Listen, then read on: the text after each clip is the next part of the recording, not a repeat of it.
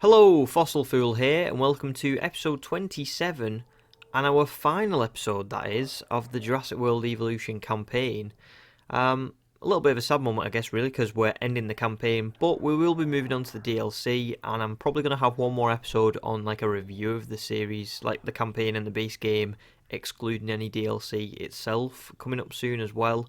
So this is kind of like the penultimate episode, but it will be the last episode in terms of gameplay.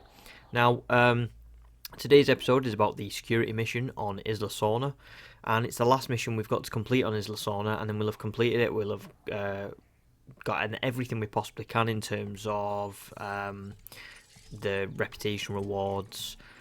We've completed the entertainment mission last episode. We completed the science one, the episode before that.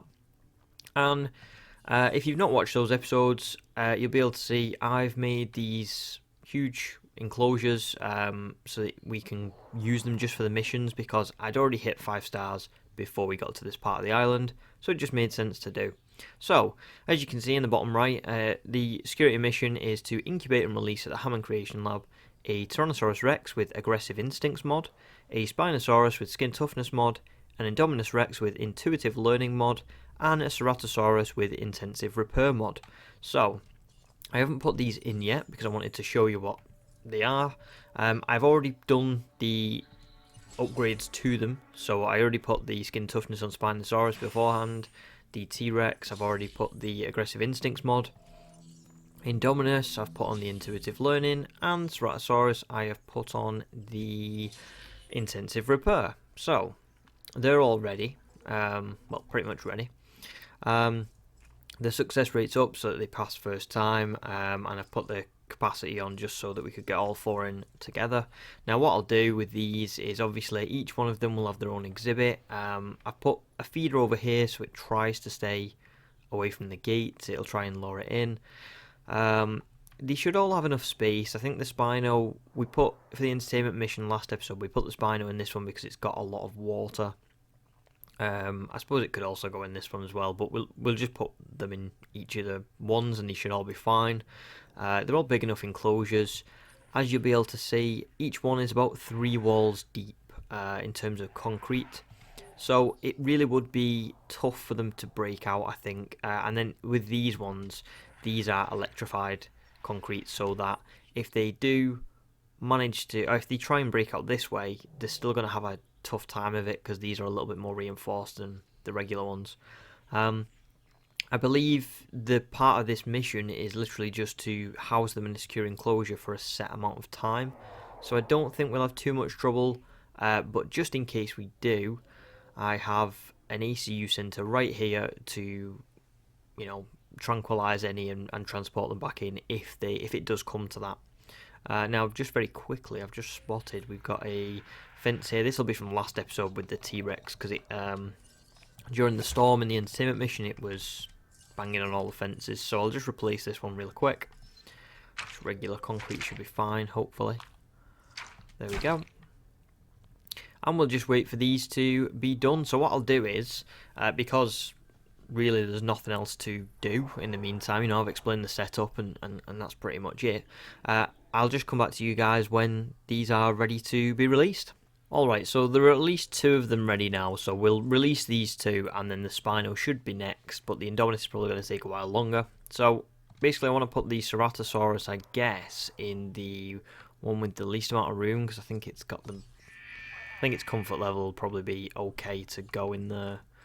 And then I'd rather put the 3 bigger ones in the bigger exhibits because they'll probably be okay. I think I'm probably going to go T-Rex on this side maybe, then Indominus in the middle, and then Spino on this side. I think that's probably the best way of doing it. I don't really know why. I think it's just maybe the Indominus has these 3 to break through and then another 3 to break through if it manages to get out, whereas the T-Rex and the Spino should be okay with just the base 3. At least that's my way of thinking.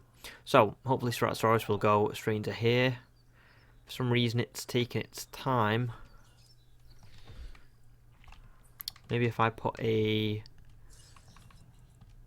Oh no, hang on. It's gonna go. I was gonna put a feeder a little bit closer, but it's okay. It knows which way to go.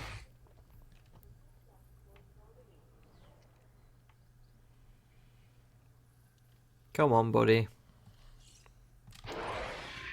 Okay. Now it's the T-Rex's turn, so I'll put the T-Rex in here.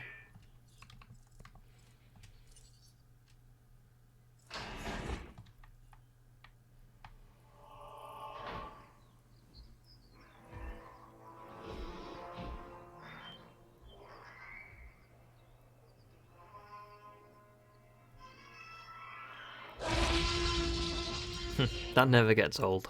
It really doesn't. Okay, so hopefully the T-Rex will go straight into her exhibit with no issues. And both of those have been ticked, so we've definitely done the right mods. I'll close this behind her. And the Spino in here. There we go.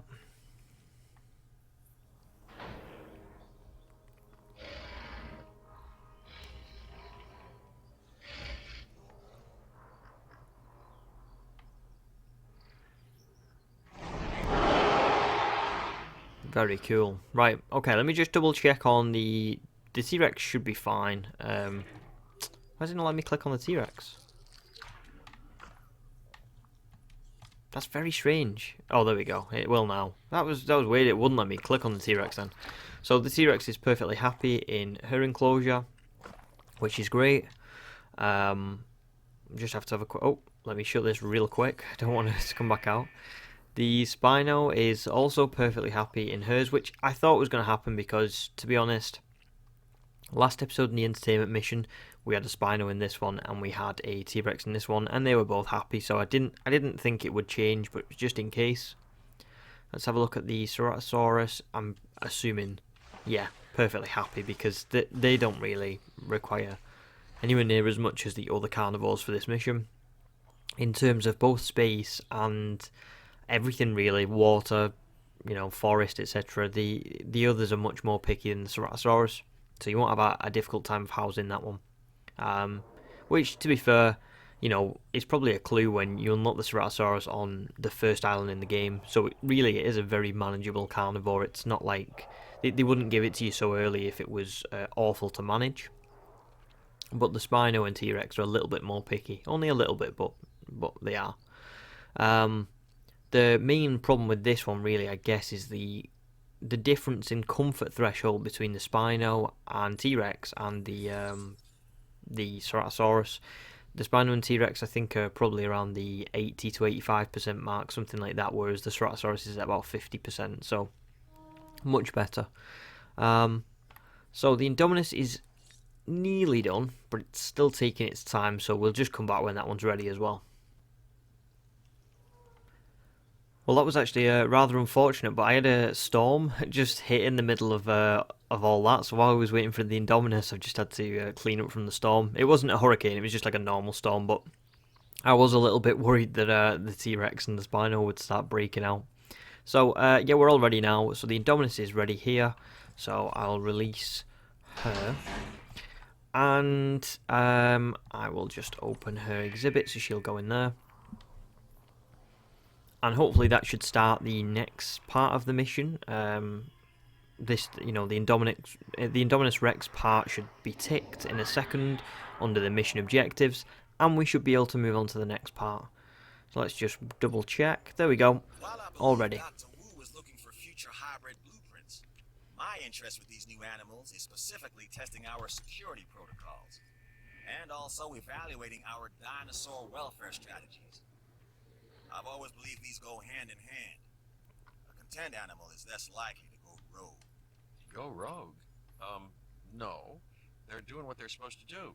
You know, a cage looks very different depending on one's perspective. Ian is correct. So, all we've got to do is ensure each dinosaur remains housed within a secure enclosure. However, they do like to break out. As you can see, they're all going to be agitated. Now, no matter whether the... well, actually, let me just double check. Where's the Spino gone? They're not agitated, but the Indominus is. I'm wondering if they take it in turns, so it's the Indominus is agitated first and tries attacking the fences, then it might be the T-Rex, then it might be the Spino, to try and, you know, keep you on your toes. But we'll see. I wonder if she's going to break through that that fence. Third time lucky. Couldn't say that then. Okay, so she's taking her time. She has broke through, but that took quite a while to break through. Now, is she going to go away? That would be great if she could.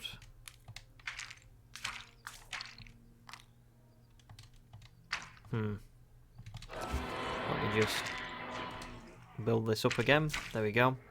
Now she's going for this fence, which I would prefer, to be honest. I do like that. Like that the instead of going through all three fences, they go for one, then they turn around and go to another. It's probably not true to how it would happen in real life. I assume, really, the Indominus would be clever enough to smash through all three, but it does help for us and our mission objectives that she doesn't do that. Now, someone else is banging on a fence here, aren't they? Is it the Spino? It is, so there you go, I was right. So they're sort of taking it in turns. So the Spinosaurus is now agitated and is trying to destroy this fence. The only thing here is there's obviously only two fences. So I'm hoping that if the Spino does manage to break through this one, it doesn't manage to break through the next one as well. Oh, no longer agitated. So there we go, that's brilliant. So I'm going to actually just delete that fence and build it back up again. Easily done. Now which one's going to be agitated? Is it going to be the T-Rex or is it going to be the Ceratosaurus? Let's have a look. You're not agitated, so it can't be you. It's the T-Rex. Of course it is. And again, this is why I put them as concrete walls and I put them as quite, you know, like 3 deep, so that if they tried going through, they wouldn't be able to get them. Oh, they're both agitated now. But hopefully, I mean, look, the timer started at 5 minutes. We're already down to 1 minute and 50. So they're both not going to get through each other's exhibits before that happens. And even if they do, it doesn't matter really, because if the Indominus breaks into here, it's still in a secure enclosure. And if the T-Rex breaks into here, it's still in a secure enclosure. Obviously, they could kill each other, but with 1 minute and 28 left, I doubt that the Indominus is going to go through all three and kill the T-Rex. It's just not going to happen. And it looks like she's choosing to leave that fence, so I'm not going to delete it just yet. Just give me a second here. There we go. I'm going to build this back up again. Nice and easy. T-Rex is drinking now, not attacking fences. Indominus is not attacking the fence. The Spino is agitated. Are you agitated as well? The Ceratosaurus is as well. Now, I did think they might come and do this. They might come and try and break through these, which is why I put them as electric concrete. Because, especially the Ceratosaurus is going to struggle to break through that, I would think. And you know what, it's worked like a charm, it really has. This is why I like my current setup for these missions. I know it requires a lot of space. I've probably gone overkill with space, actually. You could probably do this in half the space, but it's worked effectively. Each mission really has not been difficult at all, and I know that Sorna used to be, like, it's considered by a lot of people as notoriously difficult for completing just because of things like this, but the way that it's been set up, the dinos haven't really had a chance to ruin it. And that's literally it. Security mission done.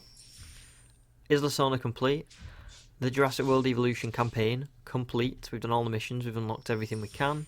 Awesome. Well, that was a top-to-bottom review, and we're in the green. Mission accomplished. Thanks for your help. You're an asset to this operation, and a valuable one at that. Perhaps someday you'll be able to share in the rewards that come with what we're creating and developing here. Sometimes we have to set our emotions aside for the greater cause. Dr. Wu understands that. So do I. So do you. I'm just waiting for... Yep. I came to these islands not to escape my past, but to give it meaning. And where else in the world can you go to stare down history? A history most primal. Stare it down and control it. We rule now. With your help, we've kept our facilities and our visitors safe. And with that, there's nothing more for you to prove to the security division. Is Malcolm going to come in? Yeah. Not many can attain mastery of their world, and yet, here we are. Here you are. When you started this journey, I anticipated this was going to be too much for you. To achieve mastery over the islands, and most importantly, the dinosaurs. But now, maybe in you, we have someone who can see John Hammond's dream of a world with dinosaurs fully realized. Wouldn't that be something? Perhaps through this chaos, this is what was intended all along. And who, or more precisely, what, could have predicted that? And there's the credits, I believe. So, yeah, that's the end of our Jurassic World Evolution campaign. It's been real fun, I've got to be honest with you. I've really, really enjoyed doing it. And as the first sort of series on my channel, it's always going to have like a special place for me because, you know, it's the first thing I've ever saw through to the end on YouTube. And if you've watched any of the episodes at all, thank you so much. I have to give a special shout out to Deck2nix Inc. Great guy. He's been watching every episode, commenting, and I just want to say thanks so much, Deck, if you are watching this, because you know, I've enjoyed making the episodes, but it's definitely more motivating when you know you've got someone watching and sort of cheering you on and commenting and stuff. And you know, in the future maybe more people will watch this series and stuff. But yeah, Deck is the original guy who's watched all the way through, so I'll have put his channel up on the screen. Please go and check it out. He's got loads of videos about Jurassic World Evolution that are really awesome. His park tours in particular are incredibly detailed and really, really fun to watch. Honestly, go and check him out, you won't regret it. It's a really good channel. So yeah, that's everything. Like I said, if you've watched any of the episodes, if you're watching this one right now, thank you so much, because like I said, it's my first series and that's pretty much the end of it, and I've really, really enjoyed it. So yeah, it's been great. I will have one more episode coming out for Jurassic World Evolution, which is the basically like a review of the game. You know, it's not going to be like my Jurassic Park review where it's like very, very insanely detailed. It's just going to be you know, some video and me talking about how good the game was, like how good that base game was. Is it worth buying as a fan of the Jurassic Park franchise, Jurassic World franchise? Did I enjoy it, etc, etc. So yeah, that will be the kind of finale. But in terms of gameplay itself, this is it. This is the final episode. So yeah, thanks a lot for watching if you've watched this far. And let's just have a quick look at Sorna in general, what we're leaving behind. So we've got our mission area over here, which was so helpful. Yeah, I mean, I imagine, to be honest, because I'm so sort of far behind on this series, like, what I mean by that is the game came out so long ago. So if you are watching this and you haven't completed the Isla Sorna missions, or you had trouble with them or something, hopefully I've been able to help someone, because I think my setup worked very, very nicely. It didn't really give me any trouble for the missions. We added this little extra bit here. It's very higgledy-piggledy, because to be honest, I just wanted the 5-star rating, so I was just like, just get everything in. But yeah, that definitely, this bit definitely helped get us to 5 stars. Then we've got our nice other part of the island. This had the 2 baryonyx. One's got tuberculosis. Do you know what? I can't leave this as it is. It's got tuberculosis, so you are going to be called Arthur Morgan. Oh, I've misspelled that. Hang on.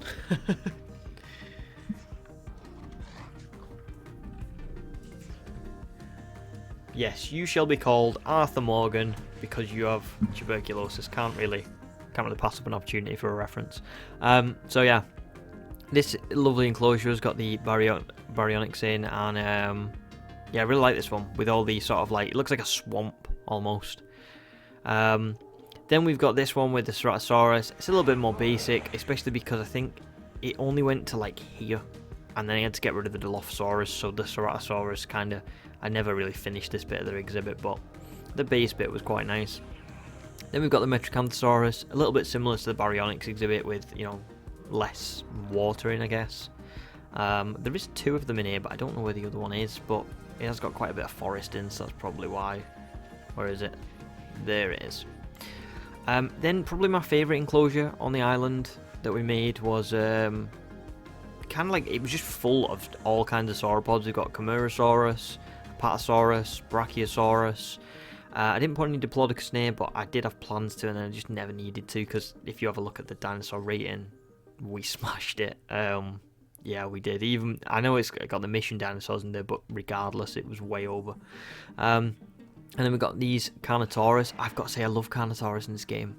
Very, very good dinosaurs, both in rating, looks, comfort threshold. Very, yeah, definitely recommended for any of your playthroughs. They're very helpful. Oh, I love like the rock bit here with the drinking, like the watering hole, and you got the monorail going by. Really like this bit. And then our first bit on Isla Sorna, which is now sadly empty, but we did have the Stegosaurs that were already in, or on the island, and the Spinosaurus was in here that was already on the island. So it's kind of like, you know, the Site B inhabitants from Jurassic Park 3 or The Lost World or whatever. We finally housed them and put them in exhibits. And yeah, that's pretty much it. So I'm not going to let the video drag on anymore. Just wanted to sort of reminisce a little bit on Sorna and how we started on this island, because it is the final island. And yeah, that's pretty much it. Like I said, again, I know I keep saying it, but if you've watched this series so far, thank you so much. I really do appreciate it. And I will see you in the next episode for the review of the game, for the final episode. This is the Fossil Fool, signing out.